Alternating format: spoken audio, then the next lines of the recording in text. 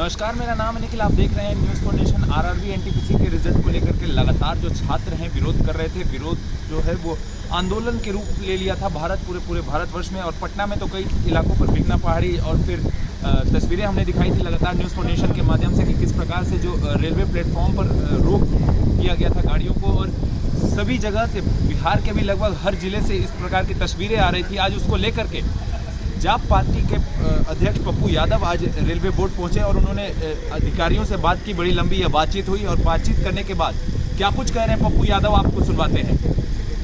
तो आपने सुना, पप्पू यादव ने साफ तौर पर कहा कि जब हमने बातचीत की है और उसके बाद जो रेलवे अधिकारियों ने विश्वास दिलाया है कि जो रिजल्ट आया है उसको फिलहाल के लिए रद्द कर दिया गया है और एक जांच की कमेटी बैठेगी और जांच कमेटी बनने के बाद जो सारी चीज़ें हैं उस पर जांच किया जाएगा। हालांकि जब हमने रेलवे अधिकारियों से बात करने की कोशिश की तो उन्होंने कहा कि जो भी लोग जो हैं, जो छात्र हैं, सभी छात्रों पर यह नियम नहीं लागू होगा कि जो लोग विरोध में थे उन सब पर कार्रवाई नहीं की जाएगी। हालांकि जो लोग चिन्हित किए गए हैं, जो लोग वीडियो फुटेज और भी जो चिन्हित किए जा रहे हैं, जो रेल की जो संपत्ति है उसको भंग करने की कोशिश कर रहे हैं, जो नष्ट करने की कोशिश कर रहे हैं, तो अधिकारियों ने कहा है कि उन लोगों पर कार्रवाई की जाएगी, उनको रेलवे में नौकरी नहीं दी जाएगी। क्या कुछ कह रहे हैं रेलवे बोर्ड के अधिकारी, सुनवाते हैं आपको। आदेश आ गया है कि दोनों एग्जाम अभी फिलहाल के लिए स्थगित कर दिया गया है। जैसा सर ने बताया 5 सदस्यीय समिति बन गई है और वो समिति सारे बिंदुओं को देखेगी। उसमें कैंडिडेट का फीडबैक भी लिया जाएगा। सारे कैंडिडेट्स उसमें अपना फीडबैक दे सकते हैं। एक लिंक उसमें साझा किया जाएगा और एक हम लोग यहाँ भी फीडबैक लेंगे सारे कैंडिडेट से अपने स्तर पर। कब तक सर इसकी जांच की ड्यूरेशन बता जाएगा? जाँच का ड्यूरेशन तो हम नहीं बता पाएंगे, तो सदस्य जो उसमें अभी ड्यूरेशन अभी बोला नहीं गया है, वो जैसे ही पता चलेगा हम बता देंगे। अभी ड्यूरेशन तो अभी जस्ट तो कमेटी बनी ही है।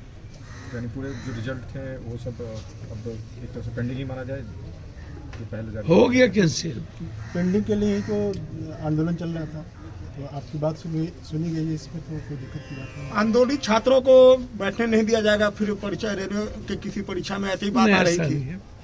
नहीं, आंदोलित छात्रों को नहीं, जो रेल संपत्ति की हानि कर रहे थे, जो अनलॉफुल एक्टिविटी कर रहे थे, उनके लिए वो नोटिस था। आप देखिए, आप रेल में नौकरी की इच्छुक हैं, आप अपना परिवार रेल में नौकरी करके चलाना चाहते हैं और उसी रेल में आप पहले से ही तोड़फोड़ करना शुरू कर दीजिए, तो ये तो अच्छी बात नहीं है।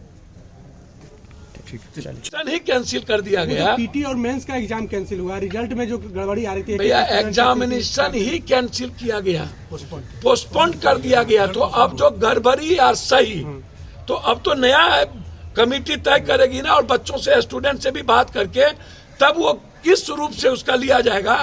फर्स्ट एग्जामिनेशन में कटअप जो लिया गया था वो गलत था, और ग्रुप डी का तो अभी ऑर्डर आया ही था पीटी और मेंस का, तो ग्रुप डी का तो अभी एग्जामिनेशन नहीं ना हुआ। एग्जामिनेशन तो रेलवे एनटीपीसी का था ना, उसमें शंका थी कि क्या कारण है कि हमको 4 गुना कर दिया गया, क्यों ऐसा, क्या इसमें तो घपला नहीं हुआ है। तो ये चीज बहुत क्लियर चेयरमैन साहब ने कहा है और मैं इन पर ट्रस्ट करूं और रेलवे बोर्ड की इन चीजों पर, तो मुझको लगता है कि निश्चित तौर पर हमारे बच्चों को अपनी बात कहनी चाहिए और रेलवे से अपील करेंगे कि जहां वृक्ष होता है छाया वहीं होता है। आप ही से लोग लड़ेंगे, आप ही से उम्मीद करेंगे। थोड़ा सा बच्चों को अपनी नजरिए से, बाप के नजरिए से देखिए, और बच्चों के पास कोई रास्ता भविष्य का नहीं बचा है, इसीलिए बच्चे आंदोलित होते हैं। कुछ बातें आती है, कोचिंग, बराबर ये बात आती है, कोचिंग कोचिंग कोचिंग। मैं ऐसा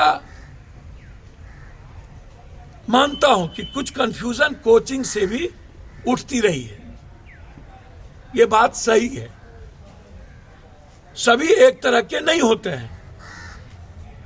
कोचिंग का मंशा क्या होता है? कोचिंग का मंशा होता है यदि 3.5 लाख पर हमारा रिजल्ट आउटपुट आ रहा है तो हम उसको कम से कम 7.5 लाख कर दें, और उसमें बच्चों के साथ उनका भी वेस्टेड इंटरेस्ट होता है, तो बच्चे थोड़ा कंफ्यूज्ड भी हो जाते हैं। लेकिन जो अभी घटना घटी उसमें बच्चों का निर्णय है, मैं मानता हूं उसमें कोचिंग का इंटरफेरेंस नहीं के बराबर है।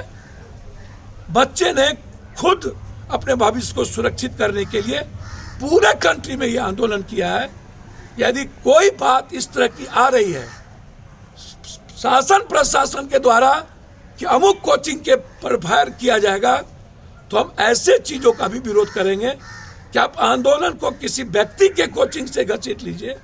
कोचिंग गलत होता है, इसमें कोई दो मत नहीं है, लेकिन इस आंदोलन में बच्चे अपने लाइफ के साथ सिक्योर्ड होना चाह रहे थे। मैं नहीं मानता कि कोचिंग संस्थापक ने पूरे कंट्री के इन चीजों को इतना आंदोलित किया।